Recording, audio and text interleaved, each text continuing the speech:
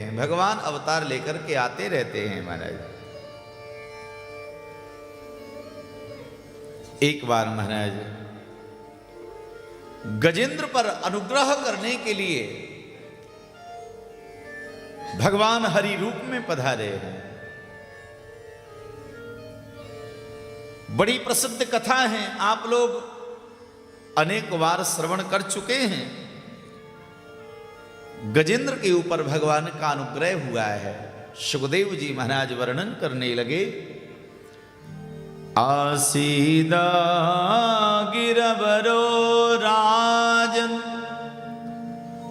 त्रकूट इति विश्रुता क्षीरोदेनाव्रता श्री मान्यो जनायुत मुश्रिता। वर्णन किया। इको थोड़ी सी खुली रहने दो भैया ने, इको नहीं बना। महाराज एक त्रकूट नाम का पर्वत था और उस त्रकूट नाम के पर्वत पर एक गजराज रहता, गजेंद्र रहता, जो बड़ा बलवान और पराक्रमी, इतना बलवान कि उसके बल के प्रभाव से वहां के हिंसक जो जीव हैं वो भी पलायन करते थे। बहुत बड़ा उसका परिवार है। असंख्य महाराज उसकी पत्नियां हैं, बच्चे हैं उस गजराज के।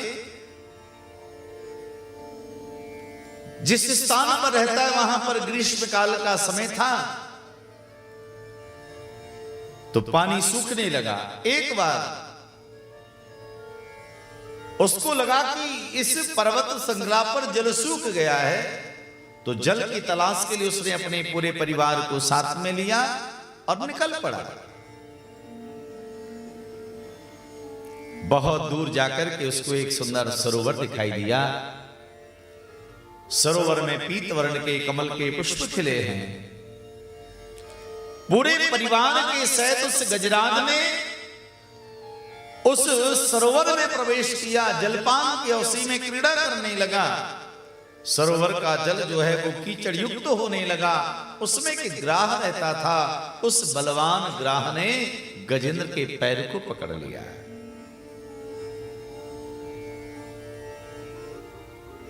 आखिर ये प्रसंग क्या कहता है, इसका अध्यात्म देखें तो गजेंद्र कौन है? गजेंद्र जीवात्मा है।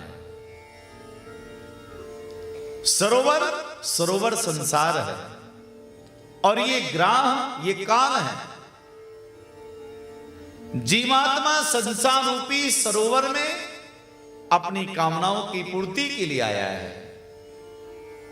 अनेक कामनाएं हैं महाराज हमारी, लेकिन इस संसार में आज तक किसी की भी कामना पूरी नहीं हुई है। ये संसार का एक नियम है। संसार जिसको भी मिला है उसको अधूरा मिला है। कोई संसार में नहीं कह सकता जो जन्म लेने वाला जिसको ये संसार पूरा मिला हो, जिसको मिला उसको अधूरा ही मिला है। ये नियम है इसका।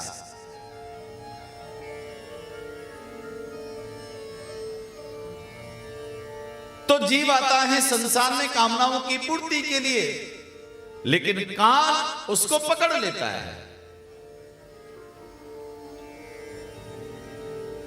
काल हावी होता जा रहा है। परिणाम क्या है? एक समय वह था जब हम खाने लायक थे, तो कहावत है ना, उस समय खाने को नहीं था। मतलब जब हमारे शरीर में सामर्थ्य था तो वो व्यवस्थाएं अपने पास में नहीं थी। जब खाने लायक थे तब खाने को नहीं था, और अब खाने के लिए है तो खाने लायक नहीं बचे। अब सर्वस्व है हमारे पास में, लेकिन आयु नहीं है।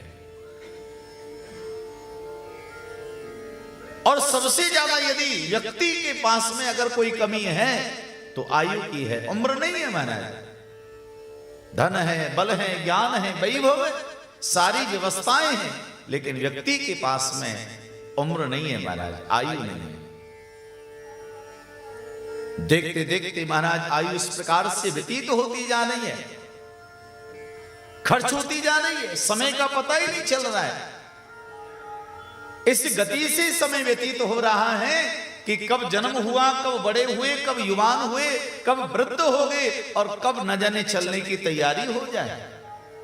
आयु हर क्षण हमारी छीड़ होती जा रही है। अरे भैया, उस ग्राह ने गजेंद्र के पैर को पकड़ा। हम सब गजेंद्र हैं और काल रूपी ग्राह ने हम आपके भी पैर को पकड़ रखा है, लेकिन काल से युद्ध हो रहा है, समय से लड़ रहे हैं।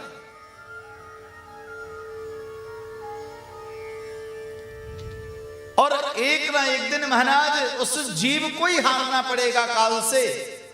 काल इतना बलशाली है कि हारना जीव को ही पड़ेगा। काल विजयी होगा, हारना आपको ही पड़ेगा महाराज।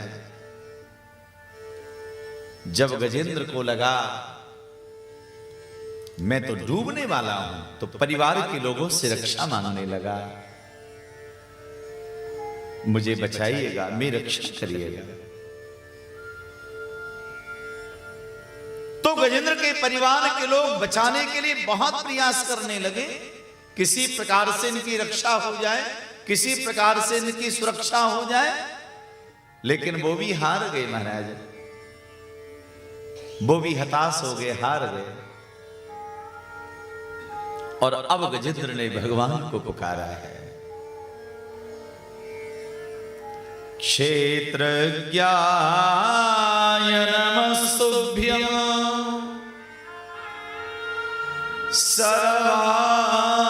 सर्वाध्यक्षाय साक्षणे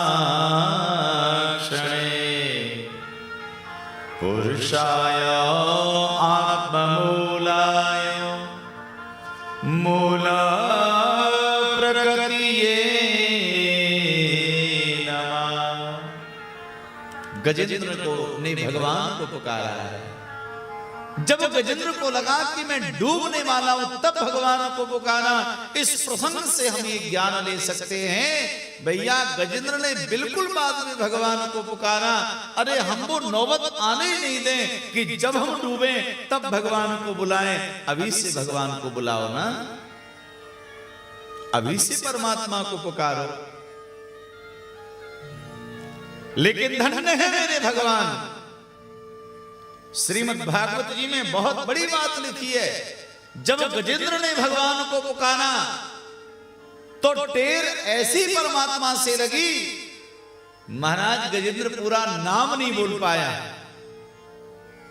आधा ही नाम बोला।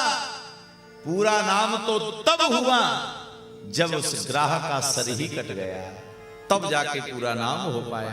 आधे ही नाम पे भगवान आ गए।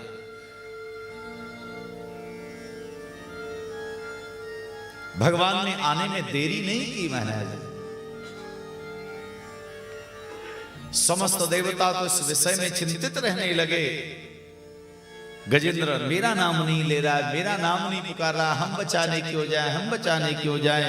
लेकिन मेरे नारायण ने विचार किया, भैया जो किसी का नाम नहीं है वो मेरा नाम है। और ये सोच के मेरे भगवान दौड़ पड़े। और गजेंद्र तो डूबा ही जा रहा था, देखा कि महाराज भगवान आएंगे तो कमल के पुष्प को तोड़ के भगवान के लिए भेंट में समर्पित कर दिया। कमल नाल को डूबता हुआ देखते ही भगवान समझ गए और गजेंद्र का उद्धार किया। ग्राह का वध भगवान ने किया है। बोले भक्त वत्सल भगवान की जय हो। उद्धार कर दिया। इसलिए भैया हम आप सबको भी निरंतर अभी से भगवान को बुलाने का ये भाव रखना चाहिए महाराज। एक सुंदर से